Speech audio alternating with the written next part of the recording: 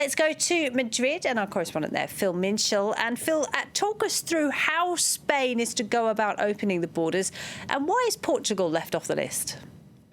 Well, good afternoon, Laura. It was a big surprise with this announcement this morning that they were going to bring forward the border reopenings from July the 1st to June the 21st, because up until now, Pedro Sanchez, the Spanish Prime Minister, had been very clear that they weren't going to reopen any borders until July the 1st. But I think this is a clear indication of the fact that Spain feels that they've got the coronavirus pandemic under control in its own borders. Overnight, only 130 more infections were noted, mainly in Madrid and in Barcelona. Over the last week, only 27 coronavirus deaths have been registered. So they feel that they can bring it forward. And of course, there's also been external pressure from the European Union for European Union members to open their borders and start trading and start passage and tourism to commence. Portugal's a special case, though, because, of course, there's a very long border that goes right away from the North Peninsula to the south, to the Algarve, trailing down the River Douro.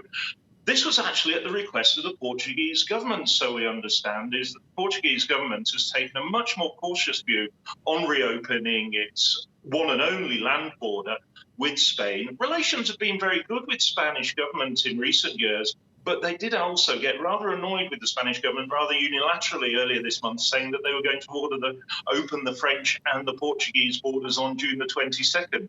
And the Portuguese government, headed by Antonio Costa, sort of put its hand up and said, whoa, wait a minute, we haven't been consulted on this, and this is not actually what we want.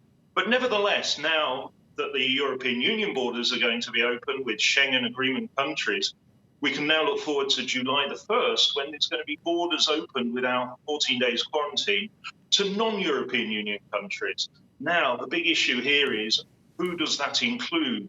Well, Pedro Sanchez this morning said it's only going to apply to countries where they have a reciprocal agreement and the epidemiological conditions are right. So it could exclude Great Britain and Northern Ireland. And he specifically mentioned the Americas, all the way from the USA down to Brazil and Argentina, and also Russia.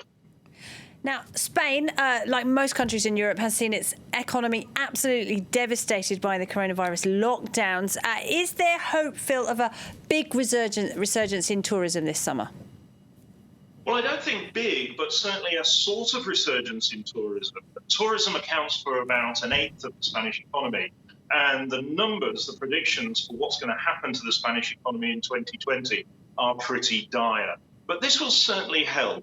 At the moment, we're looking at a contraction of the Spanish economy. The Bank of Spain came out earlier this week and said it could be anywhere between 9 and 11.5%. Those are grim numbers, but they are better than what the Bank of Spain was predicting just back in mid-April, when they were saying it could be 13.5%. It's going to help without a doubt, but how willing people are going to be to come to Spain still, that remains to be seen. It's really going to be interesting. It's a litmus test. And I'm wondering whether the Bank of Spain is going to be revising those numbers around this time next month, hopefully in the right direction, perhaps a bit more of a positive outcome. The Spanish economy is going to contract in 2020, that's without a doubt. This may help just a little bit. Phil Minshall in Madrid, thank you very much.